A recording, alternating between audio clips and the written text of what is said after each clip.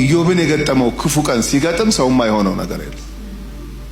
ሰው ግን ብዙ አለ ኢዮብ ላይ ታውቃላችሁ፣ ብዙ አሉ። እስቲ ከጻድቅ እግዚአብሔርን ከሚፈራ ሰው ማን እንደዚህ ደረሰበት? የሆነች ነገርማ አለች እያሉ እኮ ብዙ እኮ አቆሰሉት። ግን መልሶ እግዚአብሔር እጅ ነበር ያለው። ስለዚህ እነዚህ ሰዎች ይሄን መዝሙር ቢዘምሩ እንዴ ይገባቸዋል። ያለፉበትን እነሱ ናቸው የሚያውቁት። ይሄን ቀን አሳየህን ጌታ ሆይ አሉ።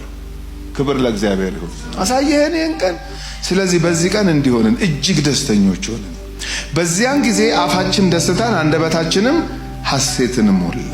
ይሄ ነው ሙያ በልብ ነው የሚሉ ዘማሪዎች አይደሉም እነዚህ።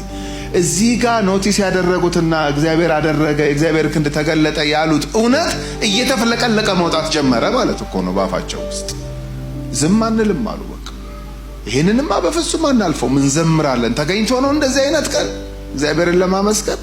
መሰንቋችንን እኮ የሰቀልንበት ዘመን ነበረ እኮ ነው የሚሉት እነዚህ ሰዎች። መዝሙር 137 2 ገጽ ምናምን ብትገልጡ ምንድነው? በዛ የማረኩን የጽዮንን መዝሙር ምን አርጉልን?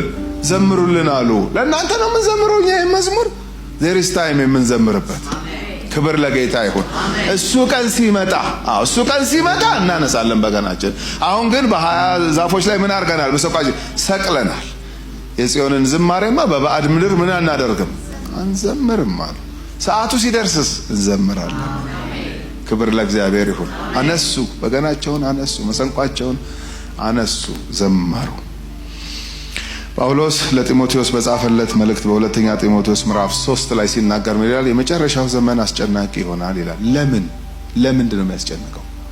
እነ አንበሳ እነ ነብር ሊበሉን ይወጣሉ አይደለም። አረ እነሱ አርፈው ተቀምጠዋል። ታዲያ ምንድን ነው የመጨረሻውን ዘመን አስጨናቂ የሚያደርገው? የሰው ካራክተር ይላሽቃል። ምን ይሆናል? አንዷ ሰዎች የማያመሰግኑ ይሆናሉ ይላል። አያችሁ፣ አመስጋኝ ሲጠፋ ምድር ትጨነቃለች። አመስጋኝ ሲጠፋ ቤት ይጨነቃል። አመስጋኝ ሲጠፋ ቤተክርስቲያን ትጨነቃለች። እስቲ በቤታችሁ ምሳሌ ልስጣችሁ። እግዚአብሔር ክንዱን እየገለጠ ብዙ ነገር እያደረገ ያንን ቤተሰብ እያኖረ ከመካከል አንድ ሰው ምንም ግሬትፉል መሆን ቢያቅተው ያ ቤት በሰላም ይውላል አይውልም?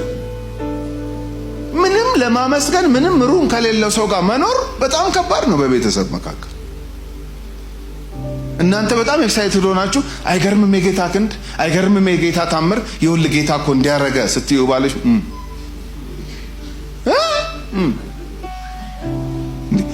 አንተኛ እኮ እዚህ ጋር ምን ደርሰው ሰዎች አልነበርንም እኮ ጌታ እኮ ነው። እንዴት ነው የምትኖር? ይሄን ይቅርታ አያድርስ ብዬ ባለመጀመሪያ ይሄንን ንግግሬን ማለት ነው። ይሄ አያድርስ ነው። ግሬትፉል ካልሆነ ሰው ጋር አብሮ መጓዝ በጣም ከባድ ነው። አንዳንድ ሰው ደግሞ አለ በትንሹ በትልቁ ጌታ ይባረክ፣ እግዚአብሔር ይባረክ፣ እግዚአብሔር ይመስገን ብሎ ማያባራ ደግሞ ሰው አለ። እንዴ ኧረ እሱ ይሻላል። አስርጅ ማት ነገር ተቀብሎ